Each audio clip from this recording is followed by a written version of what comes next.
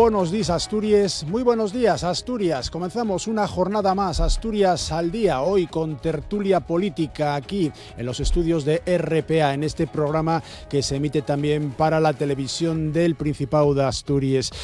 En lo que llevamos de año han fallecido en Asturias 7 personas en accidentes mineros. La seguridad minera protagoniza la tertulia política de este jueves en Asturias al día. Hoy con Fernando Lastra, con Rafael Alonso, Gonzalo Centeno y Jorge Pardo. Después los iré presentando uno a uno. Eso será la primera parte. En la segunda, Daniel Braga es el autor de Aquí donde soy.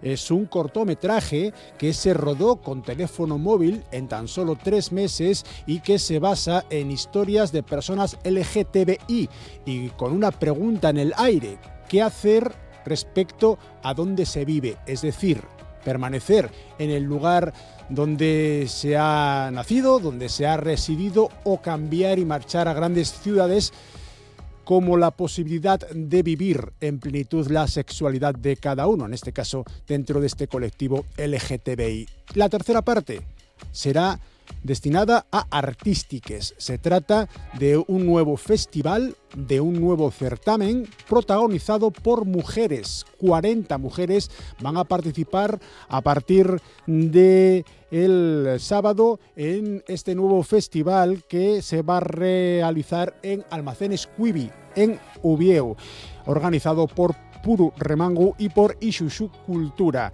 con artes escénicas, con artes plásticas, con música, siempre con el asturiano y el eonaviego como protagonista, y siempre con mujeres jóvenes. 40 son las que participan en esta primera edición del festival que presentaremos aquí en la última parte de Asturias al Día de este jueves. Asturias al Día, con Nacio Varillas. Y con Amor Argüelles en la realización técnica. Primera parte de tertulia que tenemos con el protagonismo de la minería y, desgraciadamente, de los accidentes mineros, porque el 31 de marzo morían 5 personas en un accidente de mina en Zarreu, la misma explotación que en 2002 había registrado ya la muerte de otro trabajador y las heridas muy graves de otro compañero que llegó a perder una pierna. A expensas de la investigación de la Comisión de Seguridad Minera y la que sigue celebrándose en la Junta General del Principado, todas las hipótesis apuntan al grisú, ya que en Zarreu se llevaban a cabo extracciones ilegales de carbón. Como consecuencia de ese accidente, dimitió la consejera Belarmina Díaz. Además, el pasado viernes, el día 21, hace casi ya una semana, se confirmaba la muerte de 2 trabajadores en la mina de Veiga de Rengos, en Cangas del Narcea, explotación gestionada por la empresa TIC Narcea. Todo apunta a que se produjo un derrumbe fortuito en el techo de una galería, en una mina que había sido inspeccionada varias veces, la última el día anterior.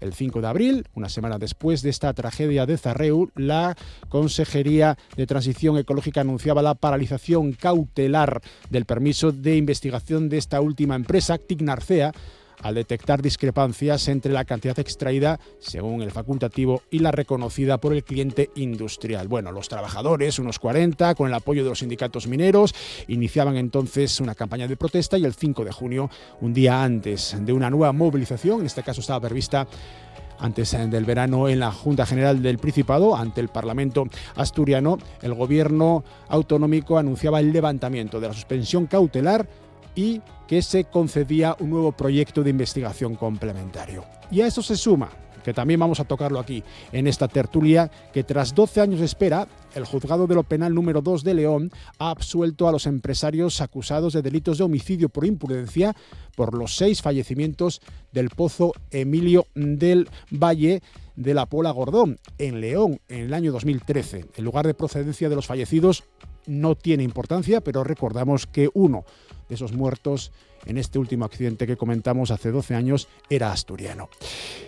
Y todo esto complicado con que la Brigada Central de Salvamento Minero, histórica, creada en 1912, convertida en un cuerpo de élite que es único en toda España, no trabaja exclusivamente en minería de carbón, ni muchísimo menos, atraviesa su mayor crisis Sus 19 miembros han presentado su renuncia, aseguran que se les debe más de 9.000 horas y dan un ultimátum incluso porque aseguran que si la dirección de UNOSA no resuelve estos problemas, se van todos y se acaba la Brigada de Salvamento Minero.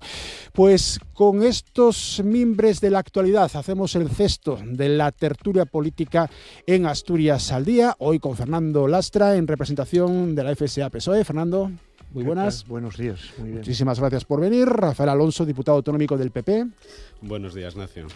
Y con Gonzalo Centeno, diputado autonómico de Vox. Buenos días. Muy buenas. Y con Jorge Pardo, en representación de Izquierda Unida. Gracias también, Jorge. Mucho gusto estar aquí. Comenzamos los cuatro, ya sabéis cómo funciona esta tertulia. Os voy a ir preguntando, podéis intervenir cuando queráis. Procuramos no interrumpirnos mucho, aunque pues podéis también interrumpir, como no. En lo que llevamos de año, han fallecido en Asturias 7 personas en accidentes mineros. ¿Qué pasa con la seguridad minera? Por ejemplo, Fernando, si es que pasa algo.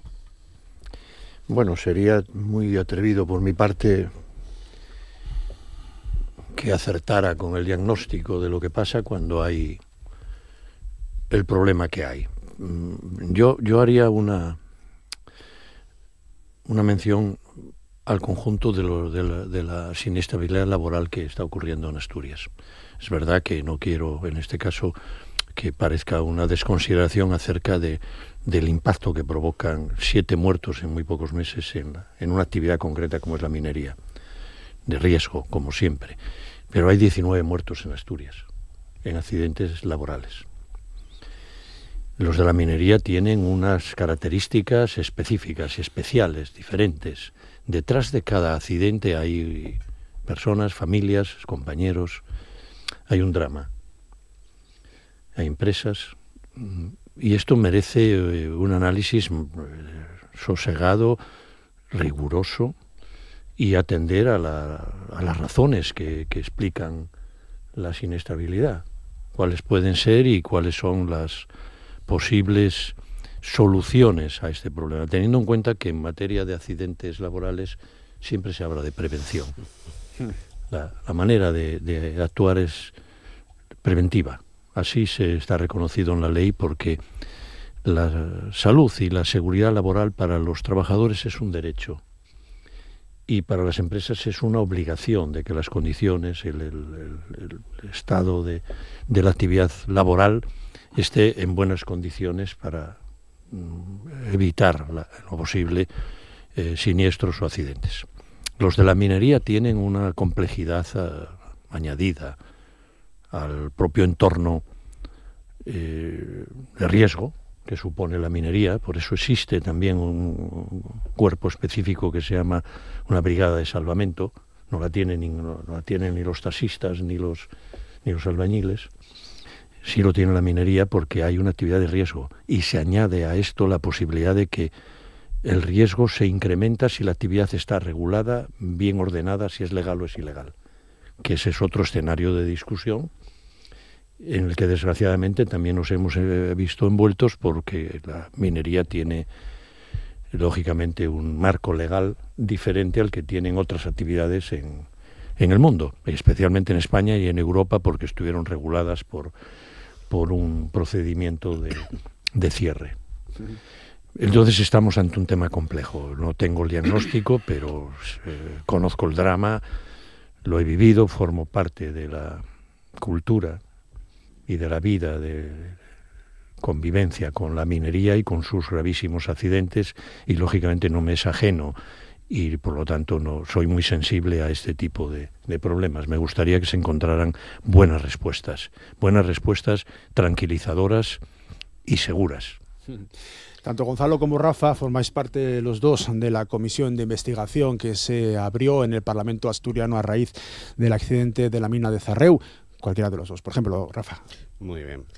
Bueno, en primer lugar, yo creo que aunque sea reiterarlo, pues creo que hay que trasladarle nuevamente las condolencias a los familiares y a los amigos de los 7 fallecidos en la actividad minera. Y como decía Fernando, que es verdad, bueno, pues en este año aciago para la siniestralidad laboral, pues Es verdad que hubo más fallecidos, pero también es cierto, y todos creo que lo conocemos, que el sector de la minería, y especialmente la del carbón, porque hay más minería en Asturias que la del carbón, pero especialmente la del carbón, es un sector, bueno, con mucha raigambre, con mucho conocimiento, con mucha estima en Asturias. A partir de ahí, una corrección, Nacio. Te oí en la entradilla que decías el accidente del 2002. No, supongo que quieres decir el del 2022. Te he dicho, sí, pero bueno, razón. No, simplemente Claro. por la matización, porque yo creo que es importante. No, tengo escrito 2022 y he dicho no sé por qué 2002. Sí, claro. Bueno, no, lo digo simplemente por si sí. acaso, No, era un está muy bien, gazapo, o está muy sea bien, que sí, no hay sí. problema. Hablar de seguridad minera en el escenario de este año, que insisto, bueno, pues yo creo que a todos nos remonta a un número de fallecidos pues del siglo pasado ya, algo que todos creíamos que estaba ya superado y que había, bueno, pues un cumplimiento especialmente en materia de medidas de seguridad dentro del sector. Parece que eso, sobre todo en el caso de Cerredo, parece que eso no es así. Y luego, bueno, está en el tema de las actividades legales o ilegales que desarrolla cada empresa, que creo que también es un factor diferencial. Creo que la prudencia respecto de las causas del accidente, sobre todo el pasado viernes, porque bueno, es un hecho que se produjo hace muy poco tiempo, que está en examen o en investigación el siniestro. Creo que los datos iniciales evidencian una diferencia de situación entre lo acontecido en Cerredo y lo que ocurrió en Vega de Rengos, y creo que es importante resaltarlo porque, bueno, estamos con una empresa que desarrolla una actividad para la que tenía la autorización y otra empresa que estaba desarrollando una actividad que ya no solo se saltaba las medidas de seguridad, sino que además estaba realizando una actividad para la que no tenía autorización. Estaba, en definitiva, haciendo una extracción ilegal de carbón. Yo creo que hay que diferenciar los dos accidentes o los dos siniestros, porque creo que eso es importante. La actividad minera, todos sabemos que es probablemente, dado el riesgo intrínseco que conlleva, la más regulada que hay. No solo regulada en cuanto a cuestiones administrativas, sino también regulada en cuanto a cuestiones de seguridad. Y la prevención de riesgos laborales es efectivamente un derecho y una medida de protección para los trabajadores, que tienen que desarrollar su trabajo en condiciones de seguridad. Otro factor más, que creo que también es una cuestión diferenciadora entre los dos siniestros o entre los dos accidentes. Estamos con una empresa que, bueno, se caracterizaba por el incumplimiento, y estamos con otra segunda empresa que se caracteriza, no lo digo yo, sino que lo han dicho los representantes sindicales y la propia plantilla, por el cumplimiento riguroso, especialmente de las medidas de seguridad. Yo creo que esas cuestiones hay que tenerlas en cuenta, porque efectivamente la minería tiene un riesgo intrínseco a la actividad, y por eso tiene la regulación tan desarrollada que tiene. Ahora, que será necesario modificar algún procedimiento por parte de la Administración, modificar también algún requisito, pues parece que es una evidencia. Y como tú decías, yo formo parte de esa comisión de investigación y, bueno, pues en ella se puso de manifiesto el cambio que la minería del carbón estaba teniendo en Asturias. Entonces, bueno, yo lo que entiendo es que si la minería del carbón en Asturias está teniendo un cambio, lo normal debería de ser que también los procedimientos que desarrolla la Administración cambiaran y que no ocurriera pues lo que parece que ya es notorio en el caso de Cerredo, yo hablo del caso de Cerredo ahora, el descontrol que existía en la Administración en cuanto al seguimiento de esa actividad en la explotación de Cerredo. No solo por el titular, sino también, y a mí es una cosa que me preocupa especialmente, por el precedente del año 22. El precedente del año 22 debería de haber llamado a la Administración a tener un mayor seguimiento de esa actividad, y todo evidencia que no fue así. Aquello tuvo un desarrollo o un resultado fatal, y de lo que se trata ahora es de ver qué medidas se pueden adoptar para evitar que situaciones similares se puedan repetir. Pero insisto, creo que hay que separar o diferenciar la situación de una actividad por una empresa, bueno, que yo creo que todos estamos de acuerdo que es que era de más que dudosa solvencia, y otra empresa que sí que estaba desarrollando una actividad perfectamente autorizada, legal, con cumplimiento de todas las medidas de seguridad, y en la que, bueno, pues parece, por las últimas declaraciones públicas, que hubo un hecho, bueno, pues imprevisible y súbito que ocasionó un accidente con consecuencias fatales, ciertamente. Pero no creo que hay que separar estos dos. Y sé que es un momento complicado para hablar de estas cosas, porque, bueno, los hechos están demasiado cerca y los ánimos están demasiado candentes. Claro. Gonzalo. Sí, bueno, yo creo que en este asunto o en este problemón confluyen varias ideas, algunas de las cuales ya se han puesto en la mesa. Como ninguno de los cuatro aquí presentes somos especialistas y técnicos, yo te voy a hablar de tanto mi experiencia personal como lo que estamos viviendo tanto Rafael como yo, como Jorge, seguramente entre bambalinas, en la comisión de investigación. Pero me voy a ir a algo que puede ser más cercano para nuestros oyentes. Ayer mismo, viendo el partido de fútbol de la Copa de Europa, lo estaba haciendo con 3 o 4 amigos, uno de los cuales recientemente jubilado en Orovalle, en la explotación de boinás en el concejo de Belmonte. Yo me creo en Mieres, tengo unos pocos menos años que Fernando, pero sí que me ha dado tiempo a ver cuando Mieres era pujante, cuando corría el dinero por las calles, como se decía, aunque ya apuntaba la reconversión industrial de la minería del carbón.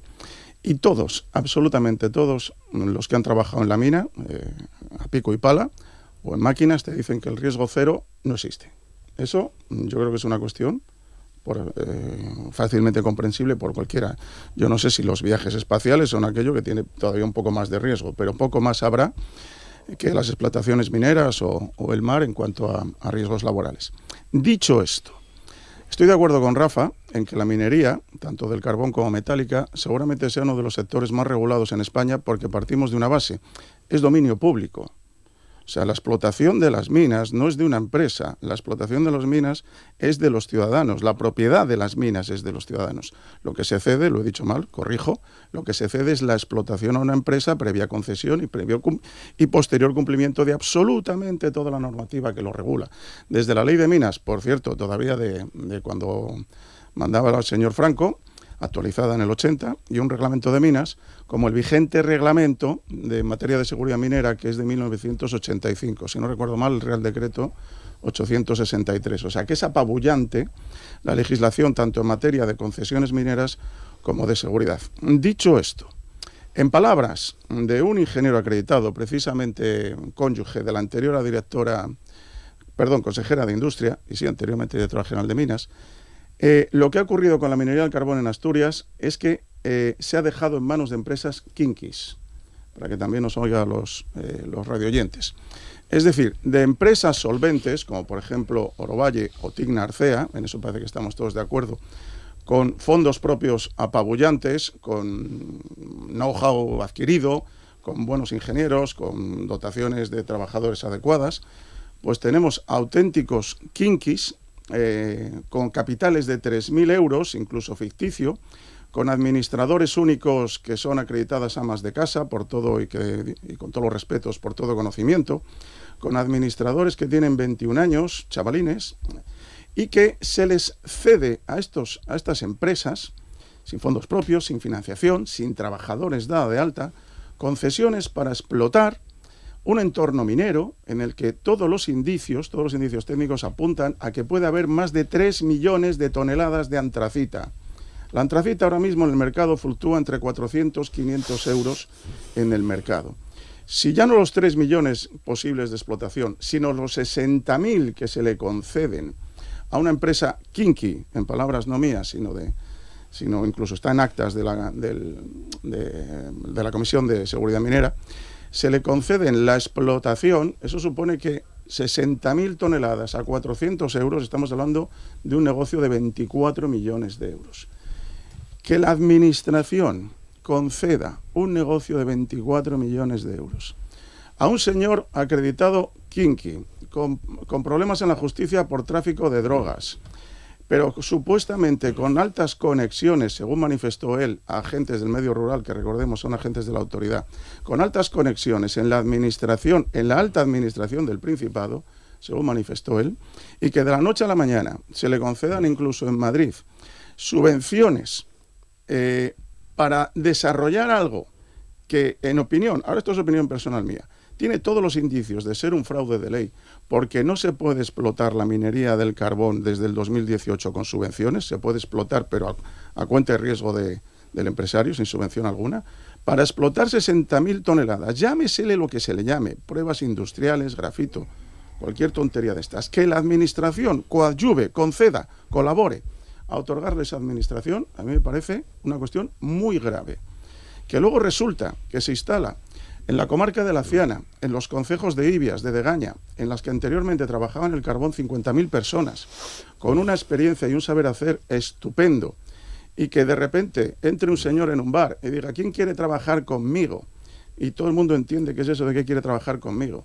Que a esas personas se les pague en efectivo, ahora que pagar en efectivo está tan de moda, tal y como manifestó en, voy a decirlo así, entrevista brillante de Vicente Montes, el superviviente del año 22, que manifieste que llegaba el señor Mirantes con una mochila llena de efectivo y que pagaba a antiguos trabajadores de mina, que muchos de ellos no estaban ni dados de alta, y que la Administración no se entere, y esto lo digo de forma benigna, me parece delirante. Para acabar esta introducción inicial, que todos hemos alargado, vuelvo al inicio. Cuando yo era chaval y oía a mis compañeros que trabajaban en la mina hablar de la inspección de minas, era prácticamente hablar de Dios. O sea, en Mieres ser facultativo técnico, lo que ahora es perito de minas, ya era una cosa fastuosa. El ingeniero estaba por encima del bien y el mal, ni se le veía, estaba en Oviedo. Pero es que al ingeniero de la inspección de minas, eso metía miedo. Y llegaba por sorpresa a las inspecciones y todo el mundo se cuadraba. Y ahora es un burócrata. Ahora es un burócrata metido en un despacho. Que yo no sé si es culpa de la inspección de minas, de quién es la responsabilidad, de quién concede esas autorizaciones, de quién concede esas subvenciones, que en palabras de inspectores de minas se les da el pase a estas empresas para trabajar en esa concesión porque vienen de la mano de una subvención concedida en Madrid. Es decir, aquí hay un totum revolutum de la administración que parece increíble que en una sociedad moderna, en el siglo XXV, teniendo empresas como Tignarcea, Orovalle, serias, en las que todavía hay un riesgo en el que se te puedan morir personas, se den concesiones mineras a esta clase de kinkis. Bueno, y luego pasan las cosas que pasan. Vamos a acabar el primer turno de intervención y luego ya no hace falta mantener ni siquiera el turno. Vamos interviniendo según me vais pidiendo incluso la vez. Jorge. Bueno, yo creo que lo primero, al menos que yo quería manifestar es, como dijo Rafa, es condolernos con las familias de Óscar Díaz y Aiso Soares, ¿no? Los mineros que fallecieron en esta última explotación. Yo creo que condolernos con sus familiares, con sus amigos y expresar, pues eso, es decir, la perplejidad, ¿no? de que efectivamente en pleno siglo XXI estemos como estuvimos durante 150 años en esta región, ¿no? En esta comunidad autónoma, ¿no? Lamentando fallecimiento de mineros, de trabajadores, como consecuencia de accidentes previsibles o imprevisibles, ¿no? La previsibilidad o la imprevisibilidad es algo que tendrá que establecerse. Una de las cosas que tenemos que decir respecto a este último accidente es que no sabemos nada.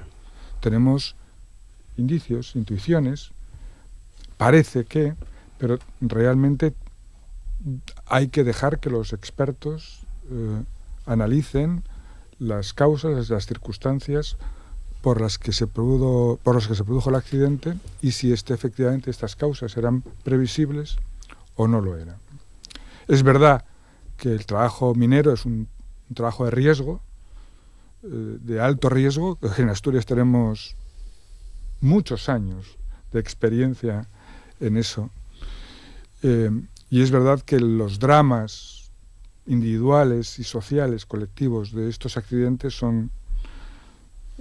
forman parte de nuestra propia historia como región. Yo creo que poco más se puede decir respecto a lo que es el accidente de la Veiga de Rengos, ¿no? ¿Por qué? Porque tenemos que esperar a que los expertos digan algo. Tenemos que esperar en relación con este accidente. Ahora, yo quiero poner de manifiesto algo. Si ya es duro que cuando la minería constituía una actividad muy importante desde el punto de vista económico, pero también desde el punto de vista numérico, en cuanto al número de trabajadores, había muchos accidentes laborales, muchos fallecidos, lo que es totalmente inaceptable es que cuando la actividad minera es residual, y sobre todo la actividad minera de carbón residual, tengamos tal número de accidentes. Porque si hacemos la proporción entre el número de mineros y el número de accidentes y fallecidos, es estratosférica. Es para decir, bueno, ¿qué diablos está pasando? Decía Gonzalo que una de las razones por las que probablemente estas cosas estén pasando es porque hay una cierta degradación empresarial, ¿no? Bueno, y también porque ha habido una cierta dejación de funciones por parte de la administración pública, de los responsables. Vamos a ver si efectivamente profundizamos en ese análisis, ¿no? Yo creo que la Comisión de Investigación está haciendo un trabajo en ese sentido. Todavía es pronto para sacar conclusiones, faltan muchos comparecientes que pueden seguir arrojando luz sobre todo esto, pero yo quiero poner de manifiesto una cosa. Yo sé que lo que voy a decir es polémico. El acto administrativo, el mecanismo jurídico de autorización de la actividad minera en Veiga de Rengos es el mismo que el que había en Degaña. Y yo lo quiero dejar ahí, sí, porque yo creo que eso podemos luego profundizar en. Proyecto de investigación complementario, ¿no? Esa es la figura que, si queréis... Una figura que no tiene una regulación normativa, sino que está establecida por costumbre, como nos puso por costumbre, como nos puso de manifiesto el secretario general técnico de la consejería en ese momento. Es decir, no es una construcción, es una construcción, bueno, ad hoc, por decirlo de alguna manera. Ahora estas cosas, ¿no? En todo caso, yo quiero solamente como primera intervención, ¿no? Hay una desproporción enorme entre el número de fallecidos y el número de trabajadores en este sector, y eso es algo que tenemos que poner de manifiesto y meterle mano. Bueno, son dos aspectos que habéis puesto sobre la mesa ya en yo quería ocasiones. Hacer alguna precisión. Sí, creo que conviene, porque si no igual estamos hablando de... en todo caso, porque aquí esto no es la comisión de investigación parlamentaria, en la que esto es una conversación entre personas que tenemos opiniones sobre algún tema. Eso venís. Sí, efectivamente, pero quiero decir que exige el rigor de la comisión de investigación está acotado, y nuestra conversación tiene otros límites. Hombre, pocos. La verdad es que 3 millones de toneladas de antracita explotables. Bueno, lo dijo Vitorino.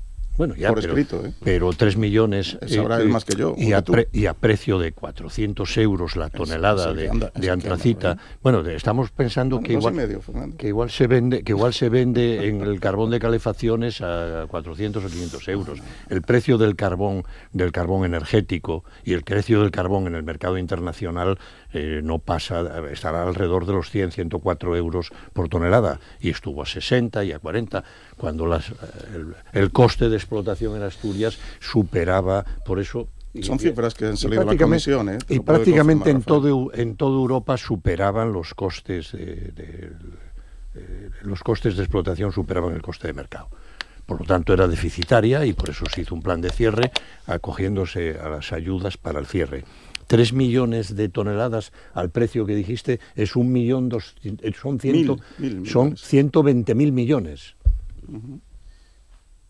Son 120.000 millones. 120.000, pero no, hombre, 120. ¿no? 1.200 millones. 1.200 millones. Vamos a espera, 1.200, pero 1.200 millones, 1.200, lo de 120.000 millones ya estaba, me había pasado de escala, pero 1.200 millones. Vamos, estaríamos hablando de algo, había que entrar en la OPEP, había que ser miembros de la OPEP. En España, en el año 93, se sacaban 30 millones de toneladas. Y en el año 2007 era en España, no en Asturias.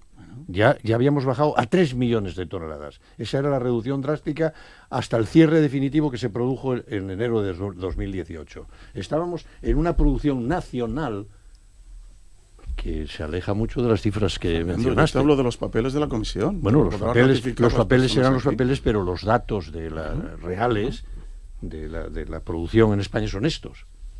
Y el número de trabajadores es el que era, y la actividad económica es lo que era, y los dineros que vinieron para la... ¿Y eso qué tiene que ver con la seguridad? Son precisiones. Pero también es falso el mundo idílico, aquel en donde antiguamente venía el dios que era el inspector de la minería y ahí se ponía todo el mundo firme y aquello estaba impecable.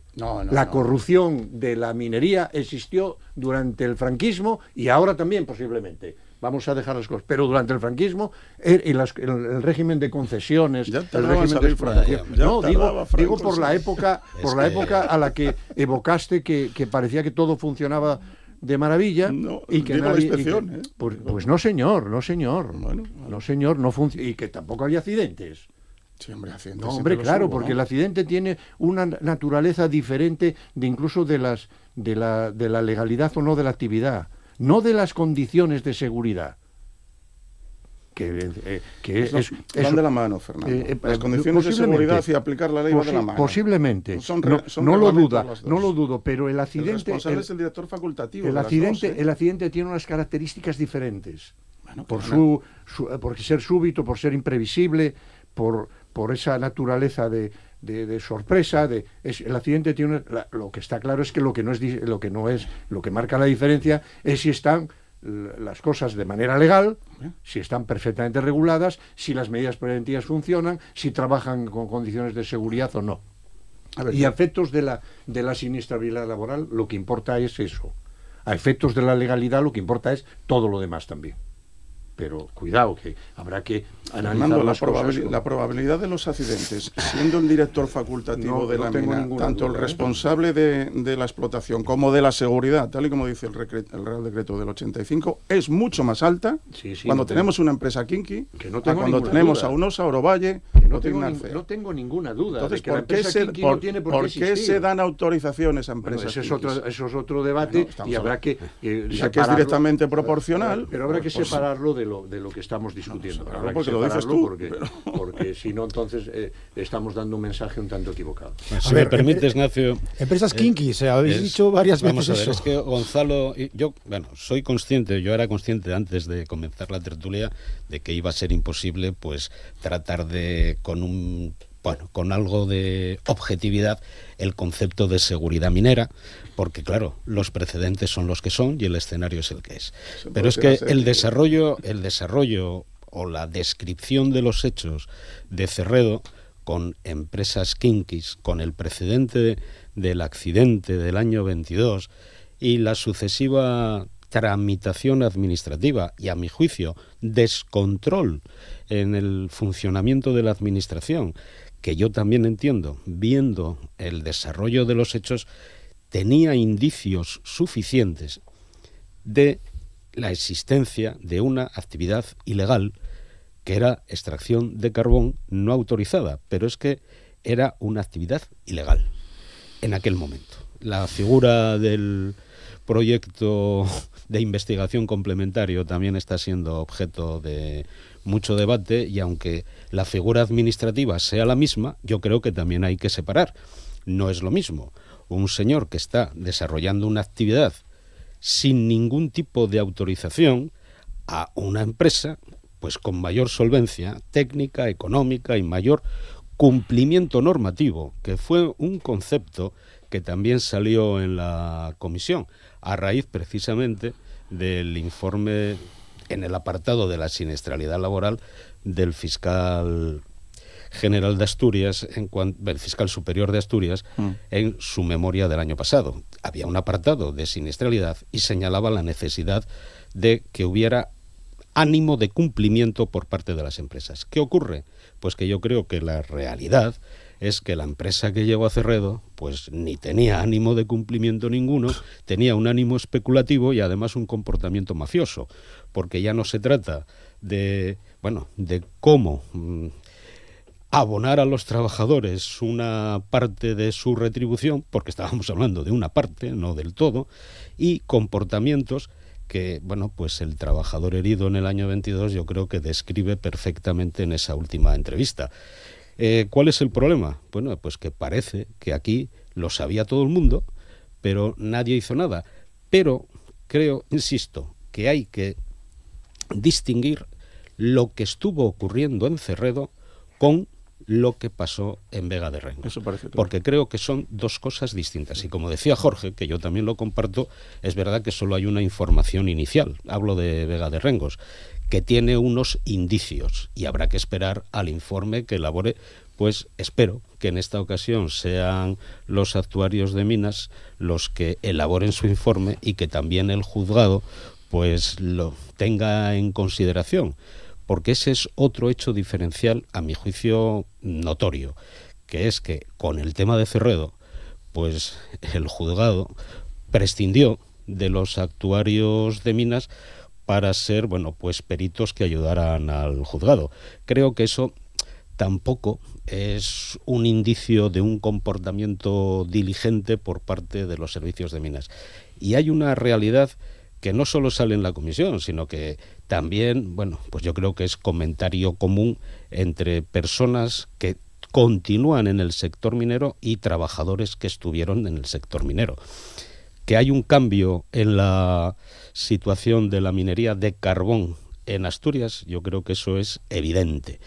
Que hay una pérdida de experiencia por parte de los trabajadores, también es algo que yo creo que nadie discute. Pero el problema está, a mi entender, en que si ese hecho es notorio y la propia administración, porque en una comisión de seguridad minera, pues se hizo esa manifestación sobre ese cambio en el desarrollo de la actividad en Asturias, pues la administración también debería de modificar sus procedimientos.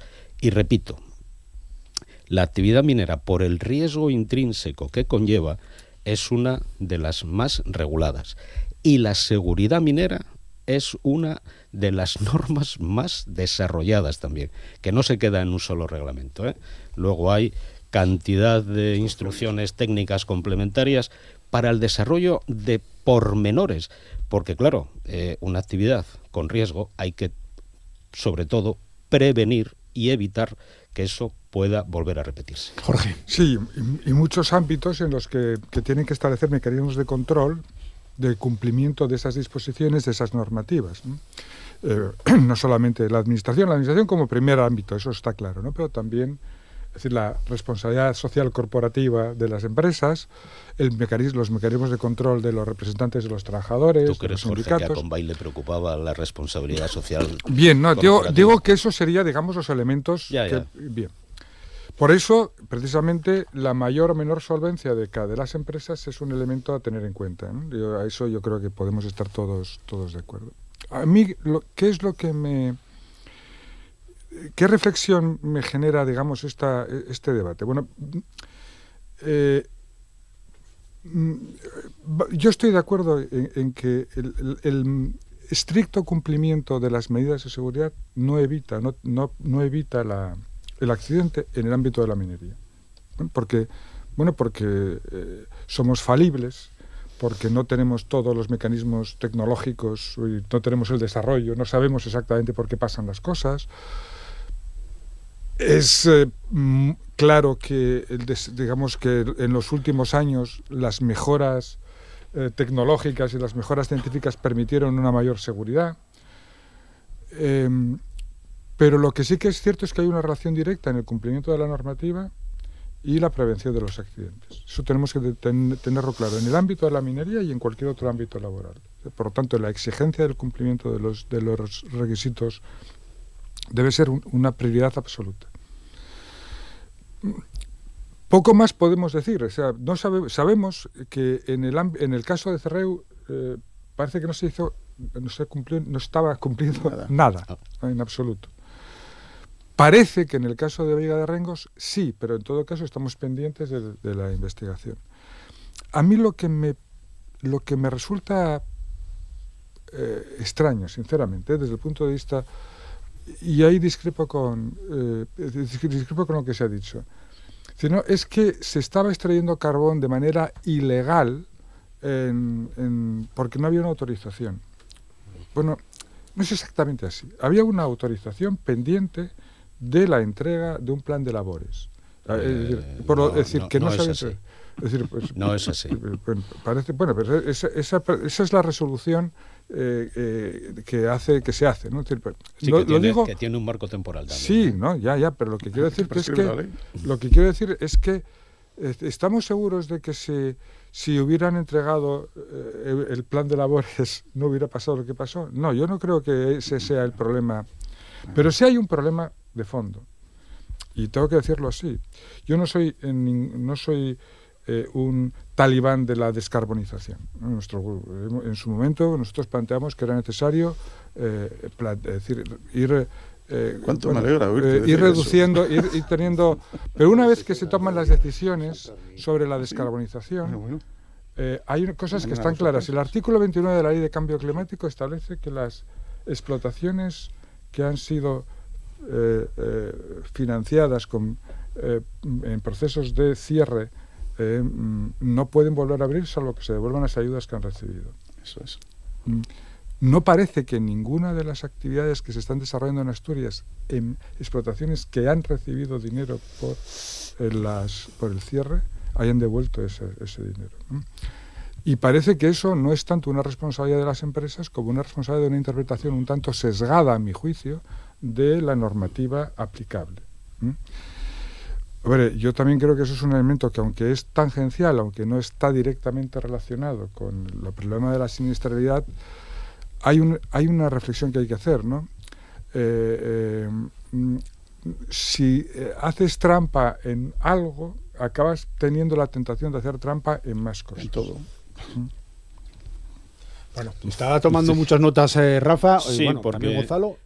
Primero Rafa, si os parece bien, y luego Gonzalo, venga. Simplemente un par de cosas. Es que yo creo que el ánimo de Conbail, desde el principio, ni era el cumplimiento, ni era la normativa. Era la especulación y la actuación que finalmente desarrolló. Es que, por eso, el calificativo de empresas kinkis. Porque, claro, es que en el sector hay determinados personajes que a estas alturas, pues parece ser que todo el mundo se conoce. Entonces, claro, con un comportamiento o con una coartada de solicitar una autorización, pues para un tipo de actividad, pues resulta que luego nos dedicamos a lo que de verdad buscamos y que nos interesa, y que es esa extracción ilegal de carbón.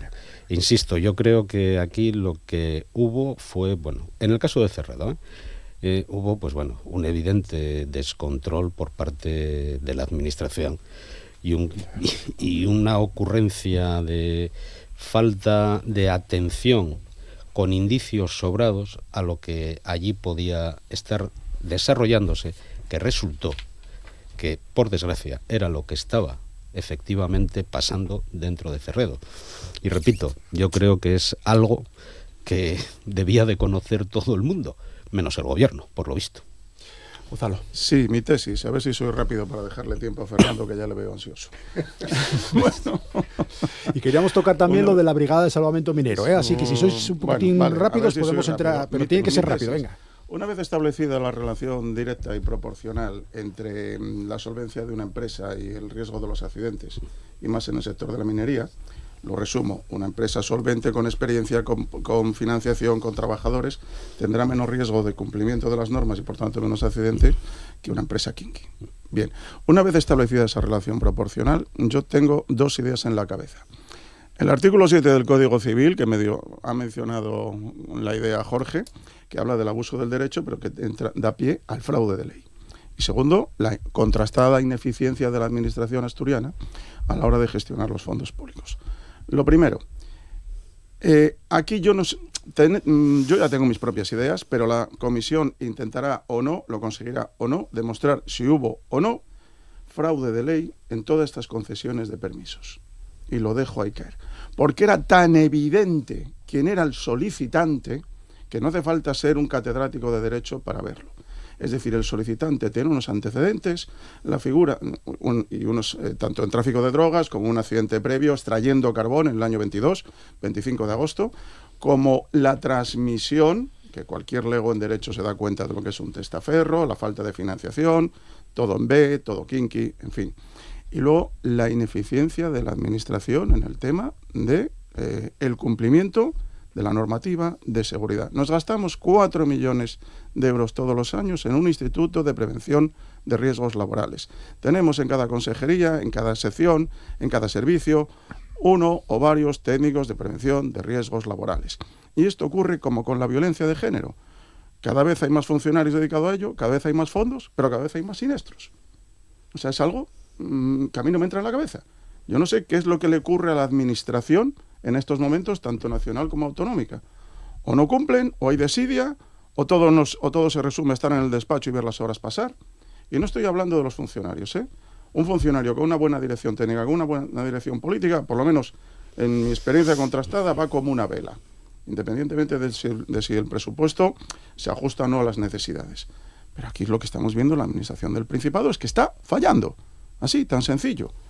Y bueno, a mí el apunte final de la Brigada de Salvamento me parece palmario.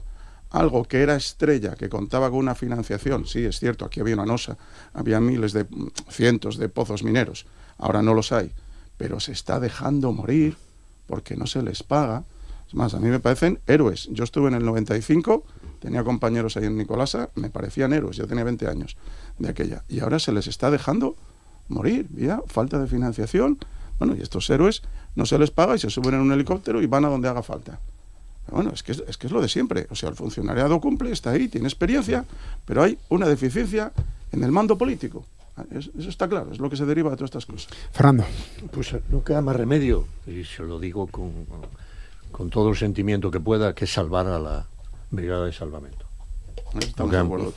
Estamos todos de acuerdo. No queda más remedio y creo que es un buen objetivo, y resolver todos los aspectos que están ahora mismo emborronando esa relación, y quien tenga la responsabilidad que se ponga ahí. Sí, pero ¿por qué se ha llegado a deber 9.000 horas a 19 personas? Bueno, porque a veces, son muchas horas, a veces las cuestiones en la administrativas funcionan así y funcionan mal.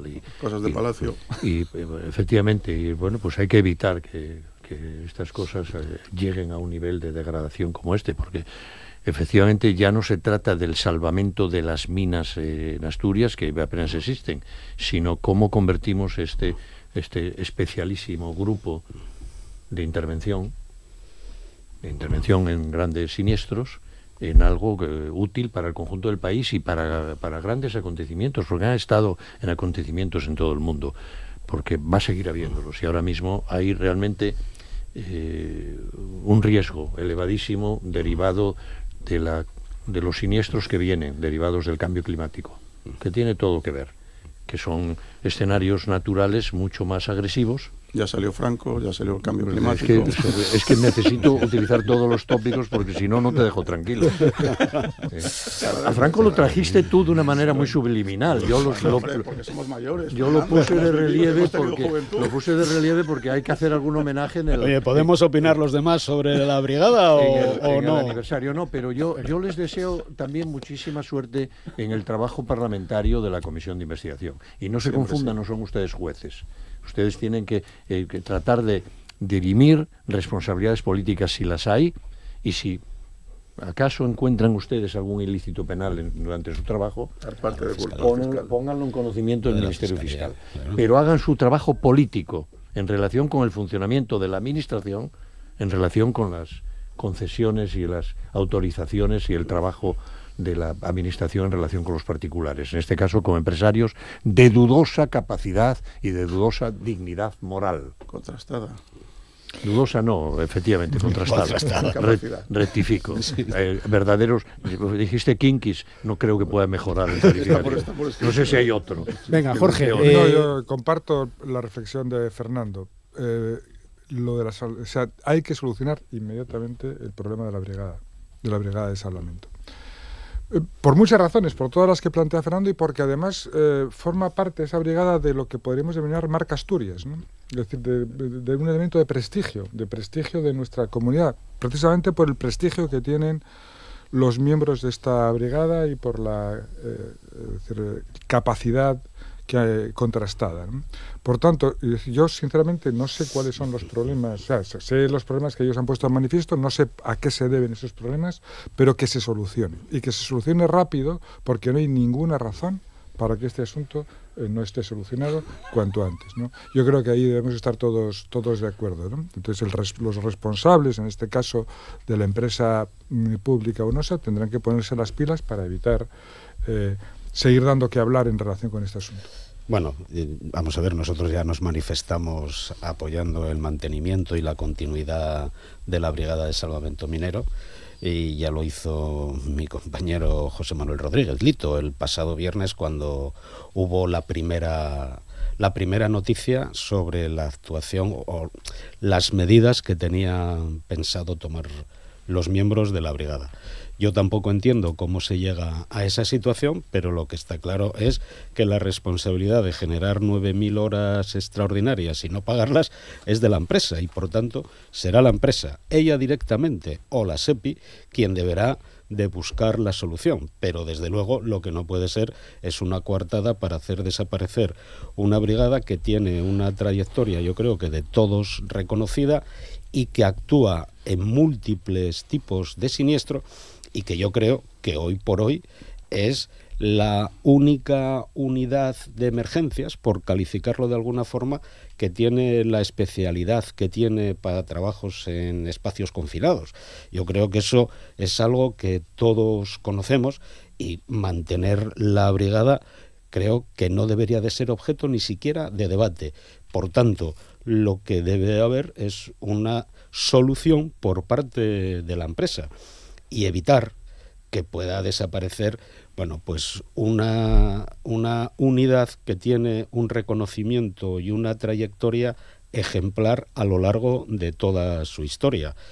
Incluso, pese a la situación de conflicto que tenían el pasado viernes, en cuanto fue necesario que los movilizaran, pues no hubo ningún problema. Yo creo que eso también es una muestra del compromiso de los miembros de la brigada con su trabajo, que siempre es un trabajo en condiciones especialmente dramáticas. Pero eso es otra cosa. Lo importante es que se mantenga la brigada, y porque creo que es un elemento que no debemos de perder en la tradición industrial de Asturias, porque forma parte de ella. Bueno, pues os agradezco mucho a los cuatro que hayáis participado en esta tertulia política hoy con el asunto de la seguridad minera sobre la mesa, sobre la Brigada de Salvamento Minero que acabamos de comentar, sobre esos 7 accidentes mortales, fallecimientos dentro de explotaciones mineras en Asturias en lo que llevamos de año. Hemos estado hablando con Fernando Lastra, en representación de la FSA PSOE. Gracias, Fernando. Muchas gracias a vosotros. Con Rafael Alonso, diputado autonómico del PP. Rafa, gracias. Muchas gracias a vosotros y a los oyentes también. Y con Gonzalo Centeno, diputado autonómico de Vox. Gracias por invitarnos. Y Jorge Pardo, en representación de Izquierda Unida. Gracias. Muchas gracias, encantado. Así finalizamos la tertulia política, la primera parte de este Asturias al Día de este jueves.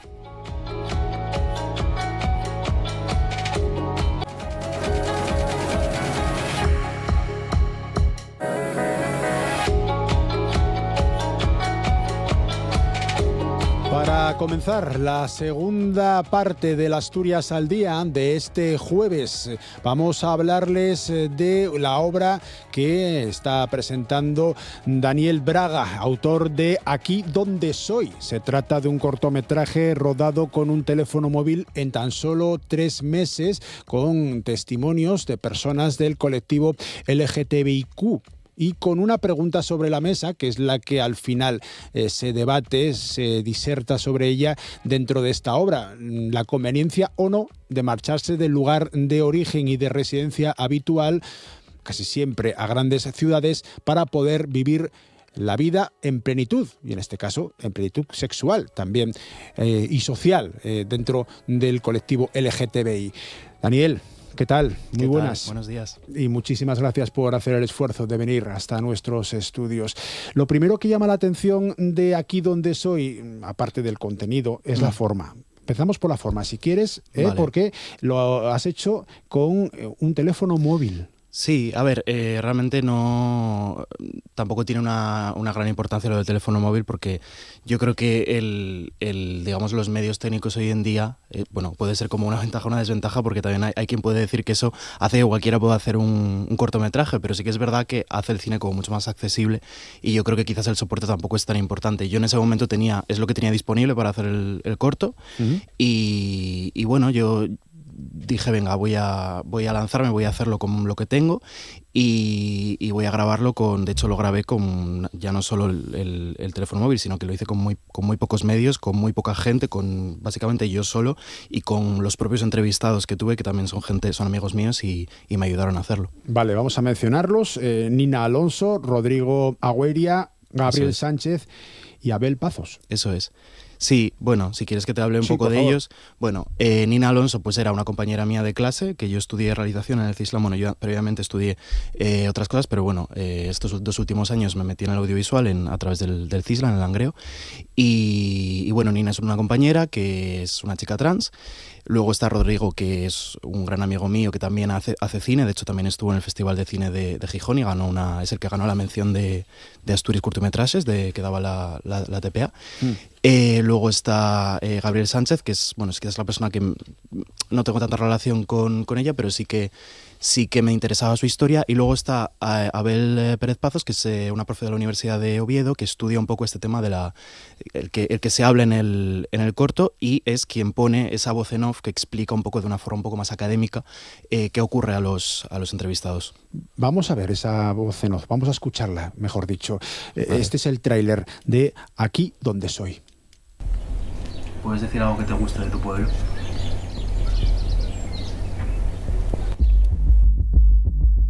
Que hay gente que a mí me parece muy bien, y ojalá yo tener ese privilegio de poder decir: aquí no puedo hacer vida, me voy para Madrid o me voy para Barcelona. Siempre pienso que mi presencia implica una tensión para todo el mundo aquí.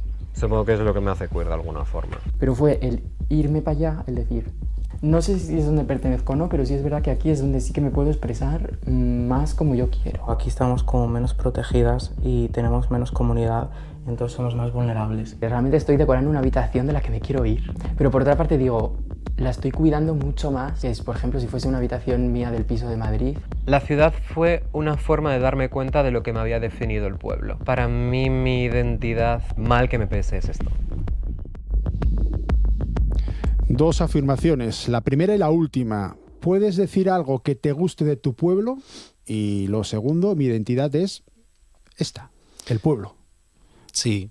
Y entiendo que no es inocente la búsqueda de este inicio y de este final para el tráiler, para la explicación, para el resumen de lo que es tu película Aquí donde soy. No, claro, a ver, la pregunta de algo que te gusta de tu pueblo, de hecho, esta se la hago a Rodrigo en este caso, y la verdad que él me dijo que no se la esperaba, de alguna forma era algo que no se había preguntado.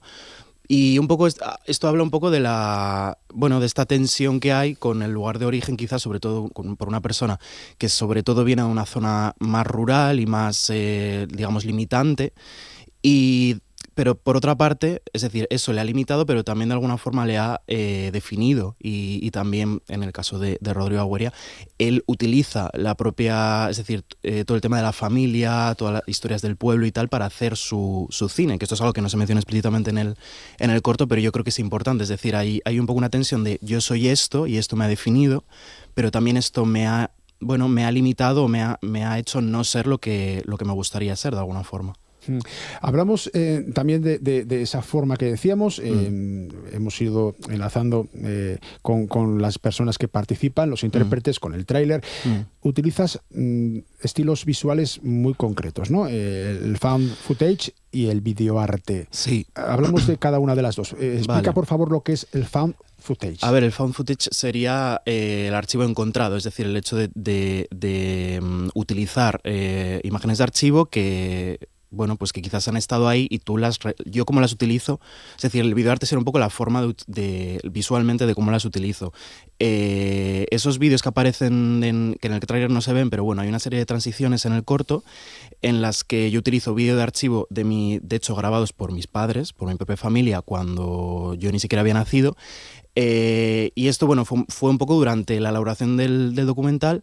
Dije, vale, necesito como una parte un poco más artística, un poco más expresiva, y que también me sirva para introducirme yo de alguna forma en el relato. Estos vídeos en los que yo no participo sí que forman parte de alguna forma de mi historia. En estos vídeos se ven, no se reconoce mucho porque están mezclados y con efectos de imagen y tal, pero son imágenes de mis padres volviendo del pueblo que tienen en León, en Bavia.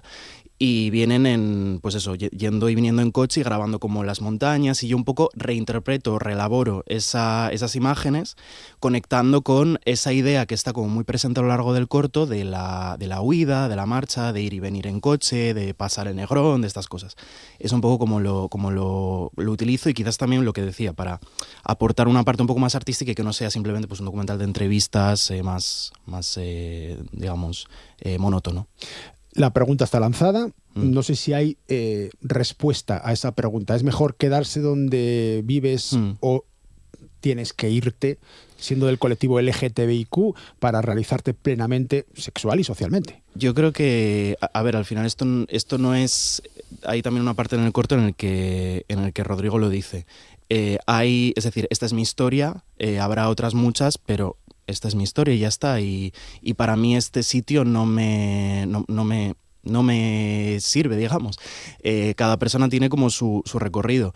Hay mucha gente y hay muchos ejemplos, incluso en la cultura, por decir mismamente Rodrigo Cuevas, por ejemplo, que reivindica mucho el hecho de poder ser una persona queer en un entorno rural, también iniciar cosas, teniendo la capacidad para hacerlo, iniciar cosas en el lugar de origen o en un lugar al que te has trasladado digamos, rural, ¿no?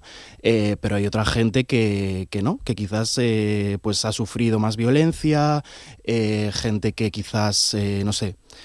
Es que es decir, hay muchas historias, puede ser simplemente, pues también hay un tema que es interesante, que yo creo que se plantea un poco en el corto, que es la gente que tiene la capacidad de hacerlo. Es decir, también hablamos como de capacidades o condiciones materiales. Hay gente que es que, sí, me encantaría irme a Madrid o irme todos los fines de semana de fiesta a Madrid, pero igual no puedo, porque no tengo dinero o no tengo la capacidad o no tengo contactos o no conozco a nadie.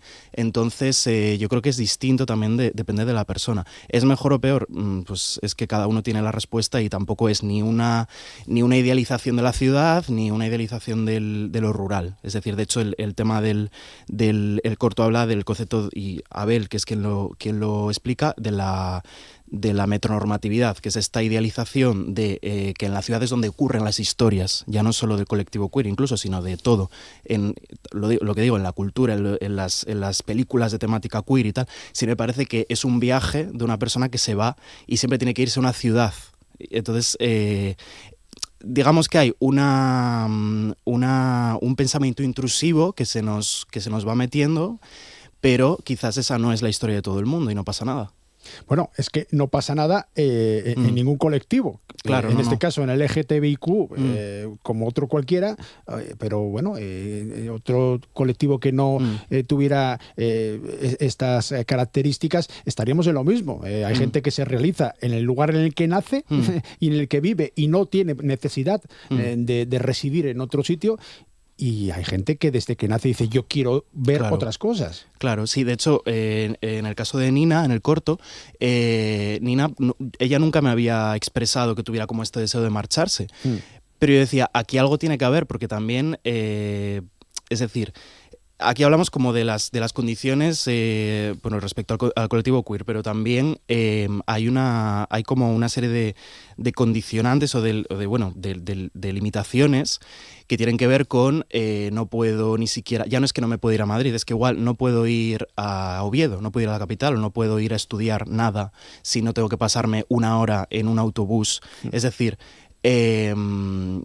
sí, hay gente que consigue igual, pues por ejemplo, si tú encajas con determinado oficio que se hace en tu pueblo, o puedes estudiar en tu pueblo, es decir, cada persona también tiene como sus aspiraciones, ¿no? Y depende del caso de cada uno. Bueno, qué importante, mencionabas tú antes a Rodrigo Cuevas, no por ser una persona muy conocida, deja de tener esa importancia de referente, ¿no? Sí. Una persona del colectivo que no se esconde, que presume incluso de ello, claro, y que vive en un pueblo, en Piloña en este caso.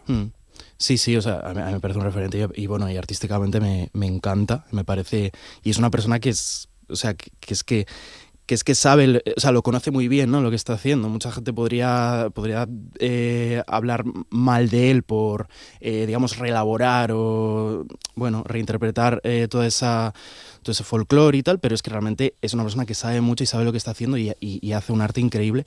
Y en cuanto al hecho de que viva en un pueblo siendo queer, a mí, pues sí, es un referente. O sea, es que también eso es un tema. Nos faltan, es decir, si yo veo, cuando estoy en mi infancia, veo lo que decía, que en las películas, en las series, en todo ocurre en la ciudad y todo ocurre en la capital siempre y todos los lugares de socialización o tal ocurre en la ciudad, yo nunca voy a pensar que tengo futuro en el pueblo como una persona queer. Entonces, desde luego que haya quizás ahora gente más joven que crece viendo referentes como Rodrigo Cuevas es un ejemplo, y también de alguna forma de eso, de poder iniciar con todo lo que hace con el tema de la benéfica, que me parece muy, muy guay también esto de voy a movilizar también culturalmente un espacio rural que quizás nadie confía en él, voy a hacerlo, y se pueden hacer cosas en el rural también, claro. Claro, en esos tiempos de debate demográfico, en esta idea de la mal llamada España vaciada, en este proyecto que mueve además muchísimo dinero en el objetivo de que los pueblos no se despueblen o que la gente vuelva al pueblo, esto que estás mencionando tiene una trascendencia importantísima. Vamos a hablar un poco más de Daniel Braga como realizador, porque el corto formaba parte del proyecto de fin de ciclo de realización de proyectos audiovisuales y espectáculos. Tú cursaste, lo decías antes, en el CISLAM Estudios, en el Centro Integrado de Formación Profesional de Comunicación, Imagen y Sonido de Llangreu. Estuviste de 2023 a 2025. Cuéntame un poco cómo fue el comienzo de la idea y por qué utilizarlo como proyecto de fin de ciclo. Bueno, a ver, esto todo viene porque yo tuve una trayectoria académica así un poco, bueno, como le pasa a mucha gente, que primero te interesa una cosa, luego otra, no pasa nada.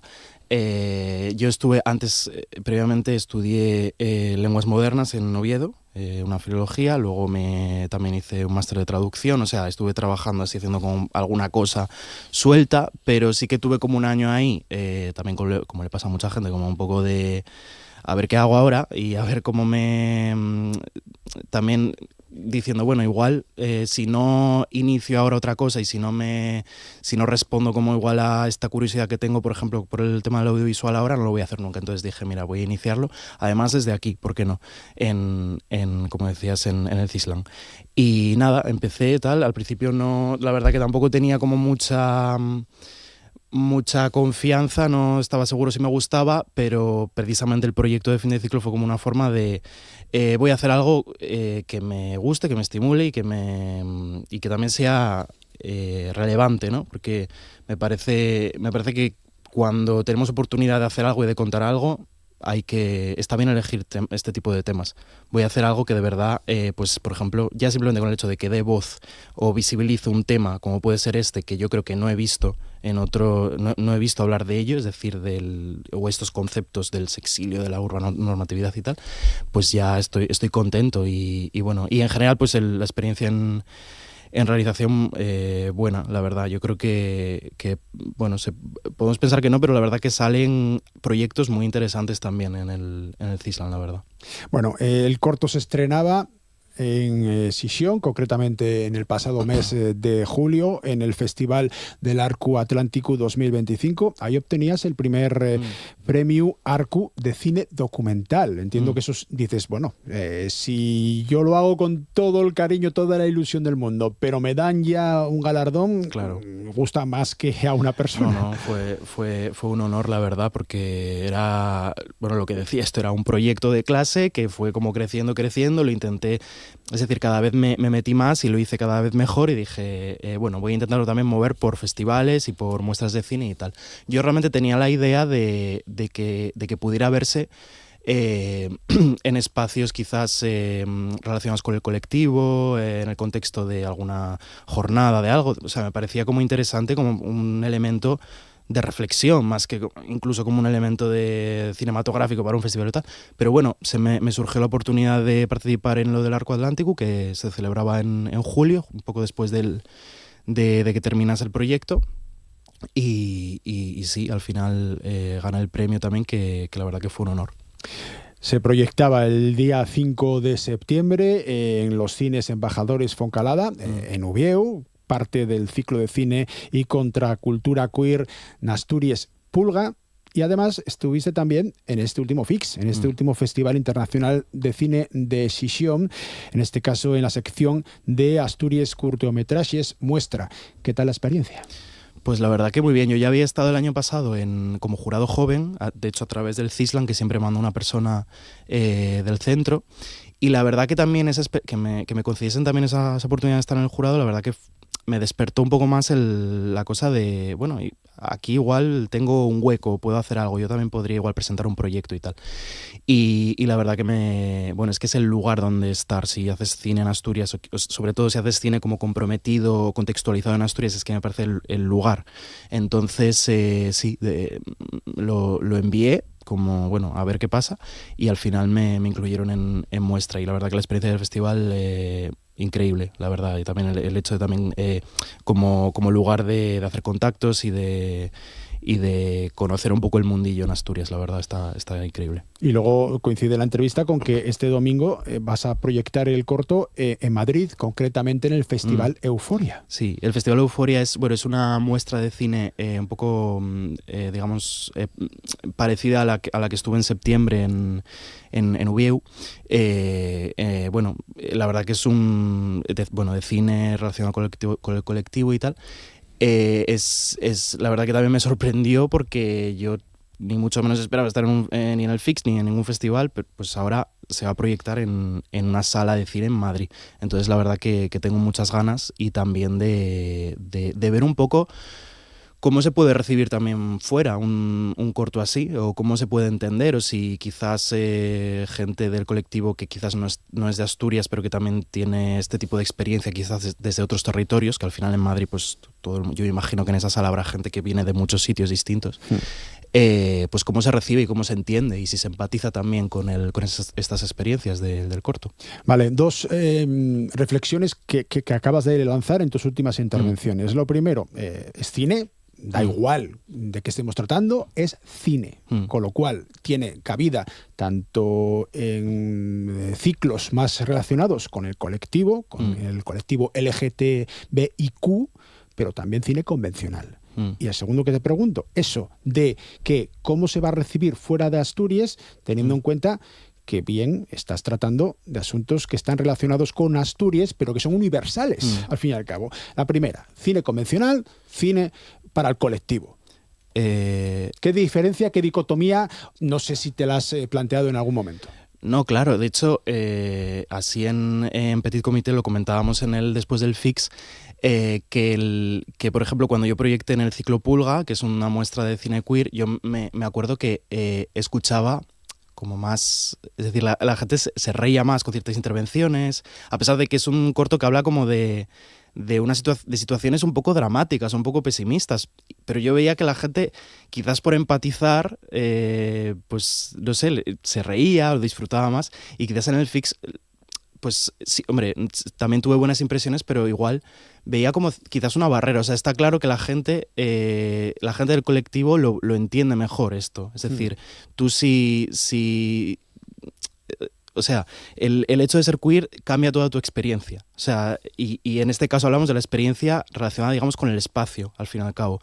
Pero efectivamente se puede empatizar más. Sin embargo, pues obviamente puede gustar a muchas. O sea, el hecho de que ya me lo hayan seleccionado para un festival generalista como es el Fix ya demuestra que quizás esto interesa de alguna forma, más allá de que pueda tener que ver con es decir, que esté ligado al territorio y estas cosas, ¿no? O sea, yo creo que cualquiera puede empatizar con ello, pero sí que es verdad que creo que está bien que, pues eso, dar voz a las voces queer, y también que eso sirva para que otras voces queer lo puedan escuchar y se puedan empatizar con ello, ¿no? Y la segunda reflexión. ¿Habrá diferencia de cómo se recibe independientemente de que sea un ciclo LGTBIQ o convencional? Lo de convencional con todo el respeto del mundo. Claro. ¿En Asturias o en Madrid? Pues no lo sé, o sea, yo de verdad que tengo ganas de ver eso, cómo se recibe allí.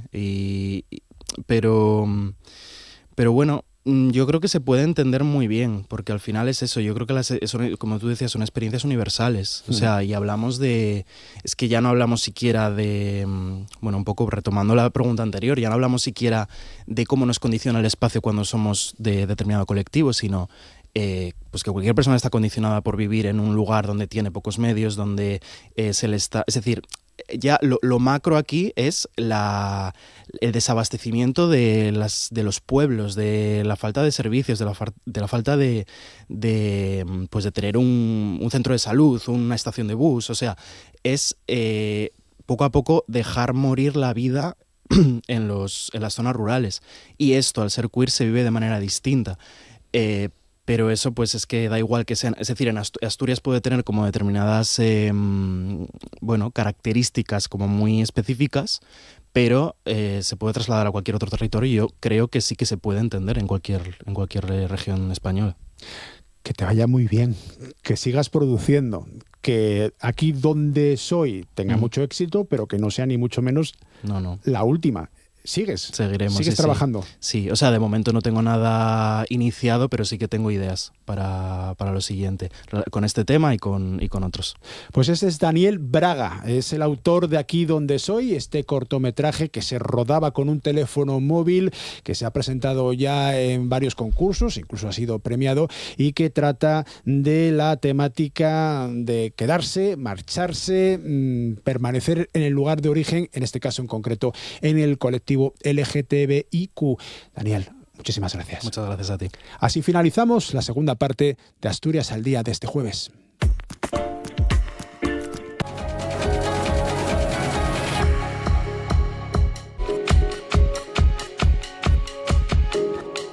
Y para acabar este Asturias al Día de este jueves, vamos a hablar de música. No, de música no solo de música, de teatro no tampoco, de artes plásticas. Es que vamos a hablar de muchas cosas relacionadas con la cultura. Lo vamos a hacer a través del Festival Artístiques, que se estrena pasado mañana, el sábado, dentro de una actividad que se impulsa en los almacenes Quibi, en Ubieu, y que tiene detrás a dos marcas que ya tienen su solera aquí en Asturias, como son Ixuxu Cultura y Puru Remango. Y es que se celebra el Festival Artístiques con 40 mujeres moces que participen en esta cita con la creación cultural, les artes plásticas, les escéniques, la música, muller, mocedad, diversidad cultural y siempre lingua asturiana e o naviego. Va a ser desde las 7 de la tarde hasta pasada la medianoche, con entrada gratuita y con conciertos, con obras de artes escénicas y con 10 intervenciones de artes plásticas. Falamos de todo ello con Xicu Ariza, uno de los organizadores del evento, de Ixuxu Cultura, también de Puru Remango. Hola, muy buenas, Nacio, ¿qué tal? Encantados de tenerte otra vuelta más con nosotros, Xicu. Paula, Mata, actriz profesional, una de les artistes escèniques que va a actuar en el festival. ¿Qué tal? Muy buenas. Muy buenas. Y Celia Pandiella, y diseñadora profesional, y en este caso estás en la talla del arte plástico, también va a estar en este festival artístico. Gracias. Bienvenidos los tres. Vamos a hablar de lo que supone la celebración, entamar un festival que ya la primera edición, y entiendo que cuidáis que pueda seguir celebrándose. Pues no. Y la primera y la última, ya nos lo dijeron en varias entrevistas, que si nace el festival, no, nace y muere el festival artístico. O sea, que tenéis que ir porque va a ser la única vez.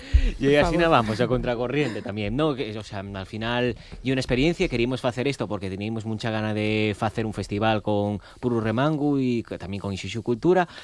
Pero bueno, entamámoslo sin intención de seguir dando continuidad. Al final hay mucha gente en Asturias haciendo festivales de distinto tipo y nos queríamos centrarnos en esto, ofrecer la nuestra visión, aportar el nuestro granín, ofrecer también un festival distinto, pero la intención es hacerlo y que quede ahí. Después de lo que sí que estamos convencidos y lo que sí que por lo que naguamos y que gracias a este festival se orrezan muchas otras cosas que puedan tener un recorrido después. Pero lo que llega artístico es con este formato va a ser nada más este sábado. 40 mujeres moces y todo es con el asturiano y el León Naviego como protagonistas. Eso casi todo es porque también vamos a bien tener, xente de fuera. Eso bien xente de fuera, bien pela parte musical, bien un artista de Galicia que se llama Catuxe Xarón y pela parte vasca Sune, que bien, pues eso, del País Vasco. Y lo demás todo xente asturiano que además son mujeres jóvenes y que además van a crear una obra inédita que se va a estrenar, a representar, a pintar en este festival. Y también otra de las cosas que marca la diferencia del festival, que no llega más que axunte música, artes escénicas y artes plásticas, sino que todo lo que se va a hacer está diseñado y creado a costa fecha para este festival. Bueno, y ahí tiene mucho que decir Celia, que es diseñadora profesional y es una de las artistas plásticas que va a participar en esta iniciativa artísticas. Entama a las 7 de la tarde y entamáis vosotros. Entamamos, pero bueno, déjenos llevar la obra un poquitín empezada porque saben que es difícil poder hacerla entera en 3 horas. Entonces, bueno, yo todavía no la empecé porque a mí me gusta ir siempre a última hora con el peligro. Pero bueno, seguro que nos da tiempo a acabarla y luego vamos a presentarla un poco y explicarla allí en rival del escenario, me parece. A ver, cuéntame un poco, ¿cómo es eso? O sea, ¿qué improvisación? No, llevamos una idea. Bueno, yo voy a empezarla en casa, lo que pasa es que voy a empezarla mañana. Pero me imagino que casi todos llevamos ya una idea y para terminar allí la obra, más que nada, para que la gente nos pueda ver un poco pintar en directo, para que también vean un poquitín el tiempo que lleva hacer una obra, que ojalá se pudiese hacer en 2 minutos, que habrá gente que pinte más rápido y habrá gente que pinte más despacio. Pero bueno, al final pensar el concepto de la obra y llevarlo a cabo lleva un tiempo. Entonces está bien que ellos lo hayan considerado para dejarnos llevarla a empezar. Claro, y hay colaboración también de estudiantes de la ESAPA, que es la Escuela Superior de Arte del Principado de Asturias y de la Escuela de Arte de Ubieu. Sí. Y todo ello para hacer 10 obras. Sí. ¿No? Sí, van a ser 10 obras en total. Al final lo que hicimos fue una escolleta de 7 artistas plásticas asturianes, después otras 2, que una vino, como bien dices, per parte de la ESAPA y otra per parte de la Escuela de Arte de Ubieu. Contactamos con esas escuelas porque otro de los pegollos del festival es que prestábamos juntar con gente que esté formándose en estos ámbitos y darles la oportunidad de que se ayudan en arriba de un escenario, ¿no? Y después de la última de las artes plásticas fue una convocatoria que sacamos per redes sociales y nada, y escogimos un poco el perfil que más nos convenció. Bueno, vamos a citar las personas que vienen, ¿eh? Son María Ortiz, Lucía Pedregal, Irache Esteve, Jules. ¿Y cómo lo decís? ¿Jules o Jules? Yo digo Jules. Jules. Inés Benito, Clara Nieto, una tal Celia Pandiella, Dido Carrero y después estudiantes ya de la ESAPA y de la Escuela de Arte, como bien acabáis de comentar, Raquel Mañana y Lucía Álvarez respectivamente. Esto en cuanto a la estalla de las artes plásticas. Después, a partir de las 8, llega a la vez de las artes escénicas. Y ahí intervienes tú. Sí.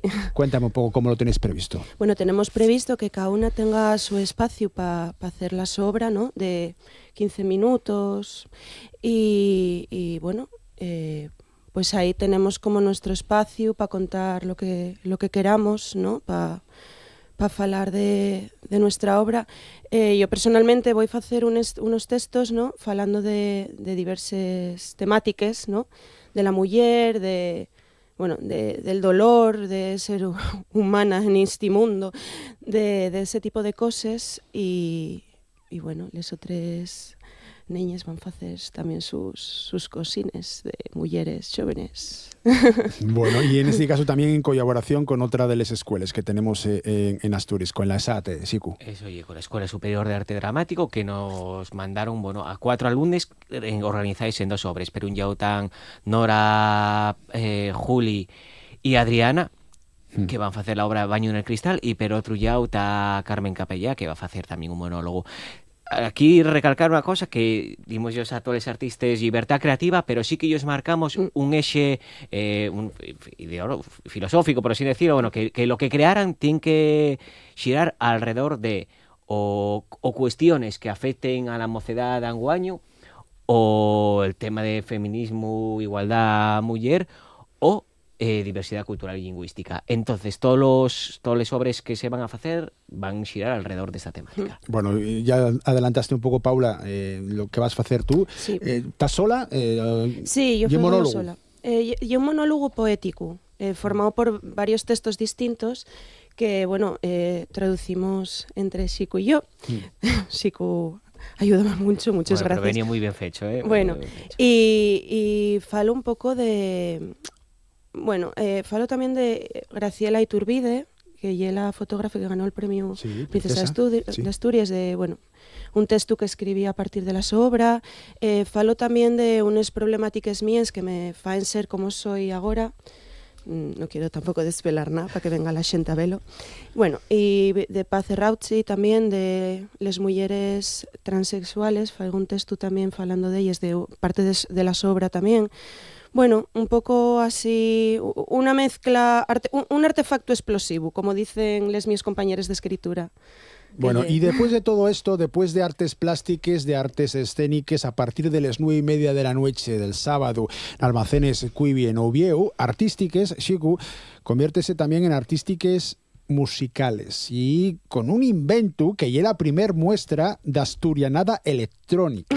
Eso ya te digo, innovación da fecho este festival y nada, en la parte musical, para la parte asturiana, parecíanos importante trabajar con la cuestión de la asturianada. Al final, este festival, la identidad asturiana y la lengua asturiana es transversal a todo lo que se va a hacer, y vemos que la asturianada es el canto más identitario que tiene la música asturiana, y que desgraciadamente es un canto, una forma de hacer música que, a diferencia de otros, salvando mucho las distancias equivalentes, pero como puede ser el flamenco en Andalucía, que está renovándose, que está exposigando, que tiene mucho público, mucho tirón, en Asturias, lo que es la asturianada, pues está un poco, bueno, perdiéndose. O sea, fue un género que tuvo su momento de oro va 100 años, la de oro, después, años 50, tuvo mucho tirón también, mucho público, muchos concursos, pero últimamente lo que vemos es que el público de la asturianada está muy aviellado. Sí que es verdad que hay xente mozo faciendo asturianada, pero nos queríamos dar un emburrión y facer porque se anovara este xénero, porque veíamos que en cuanto a la parte musical estaba un poco también pues anclado en lo que es la asturianada tradicional, y en cuanto a los mensajes que se interpreten, pues son lletres pues o que falen de la mina o del mundo rural o de les vaques o de lo que sea, lletres que al final no tienen relación con lo que es el día a día de la gran mayoría de la xente de la mocedad de Anguaño de Asturias. Entonces, para ello, lo que hicimos fue contactar a varios cantadores de asturianada, mujeres jóvenes. En este caso animáronse a participar en este proyecto Alicia Villanueva, que es cantante de asturianada de Vimenes, muy moza, tiene una montona de premios. De hecho, este viernes compite en la final de este premio Obdulia Álvarez La Bustonga de asturianada que entama el gobierno asturiano. Pero otra banda está Lucía Rojo, otra cantante de Mieres, también que lleva cantando de Rapacina, una montona de premios al Costazu. Eso en cuanto a las voces. Después, para la música, ahí teníamoslo claro, hay 2 productores en Asturias que trabajan mucho con música asturiana y música electrónica, que son Furela 757 y Evolo el Sumicio, entonces liámoslos a ellos para que hicieran la base musical. Y para lo que lle les lletres, tanto Alicia como Lucía estrenense como lletristes porque cada una de ellas animóse a escribir una lletra de autoría propia, pero da parte contratamos a varios escritores.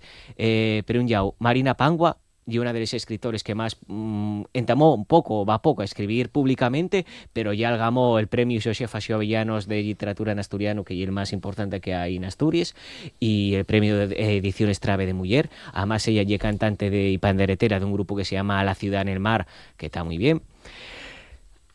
Ángela Gómez Dávila y otra de los letristes, ella es poeta, y tocó también en un grupo que se llama Filanda.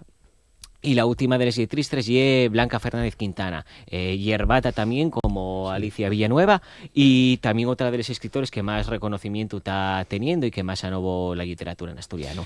Y ya remata todo esto, porque como en la asturiana tradicional, en riba al escenario, pues está una gaita o está un piano acompañando las voces, en este caso va a estar una DJ con su mesa de sonido, pinchando las bases que compusieron Fruela y llevó el sumicio, que esta DJ es Lidia Friera. Vale. El ejemplo que estáis poniendo de todo esto, de cómo se está remocicando la música y en este caso la asturianada, ya lo tenemos en otras comunidades autónomas que quizás nos lleven pues adelanto en esto, ¿no?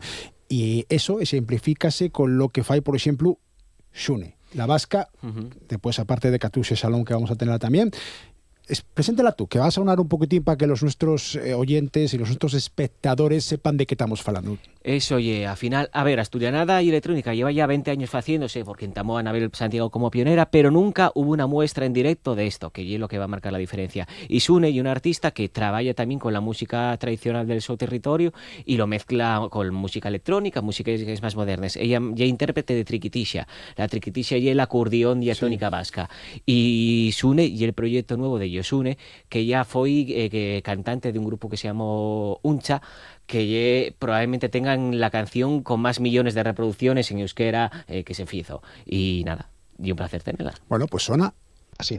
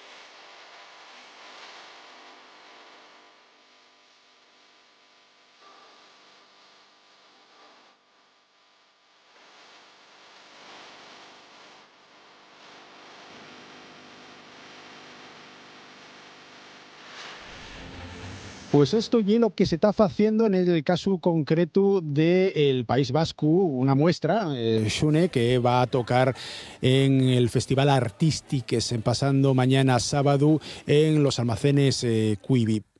En cuanto a lo que vas a hacer tú, Paula, el nombre de la obra que vas a representar, ¿atreves a decírmelo? Venga, vamos. Vamos. Lento, ¿eh? Venga. Cada sorbo, cada mosca, cada ferida que me xurgo, de abducciones, no, sangre seco y viesca frondosa. Buah. Hay que tener ganas de poner un título, casi no tienes más que decir, si es al final un monólogo. Home, no, ya, la cosa es que estábamos entre mis amigas y yo, ¿qué pongo, tal? Y yo empecinéme que quería estas cosas y al final, bueno, xuntámoslo todo y pa'lante. Muy bien. ¿La obra de Celia tiene título ya? No tiene título, porque a mí siempre se me hace muy difícil conseguir resumir... Pon todo lo que estás pensando y ya sale, como lo de Paula. Bueno, pero puedo decir que va a ir un poco sobre la problemática que hay ahora mismo con la vivienda en Asturias. Oh. Bien, esa y otra, Mi obra. otra Está muy curiosa. bien Otra curiosa. Bueno, todo esto con entrada de balde, mover tantísima xente, tantísimo equipamiento, porque non son conciertos, non son obras de arte, non son obras escénicas, y todo a la vez. ¿Cómo vos arregláis, Xicu? Bueno, dando y duramente, al final este proyecto nació va año y medio. Nació primero como un trabajo de máster que tuve que hacer yo para un máster que estaba estudiando. Y nada, gustónos. Fuimos viniendo, o sea, presentamos lo primero a una convocatoria de ayudes del Ministerio de Juventud y la Infancia, que son les ayudes Injuve para la creación joven. Ahí tuvimos la primera financiación y dijimos, hostia, ahora no hay marcha atrás, hay que hacerlo sí o sí. Y entonces eso nos lo hicieron en Payares del año pasado y desde ese momento pues entrábamos a trabajar. Fuimos viniéndonos también más arriba, haciendo el evento más grande. Tuvimos que recurrir también a otra ayuda para poder hacerlo, en este caso a este festivales que da la Consellería de Cultura, Política, Lingüística y Deporte.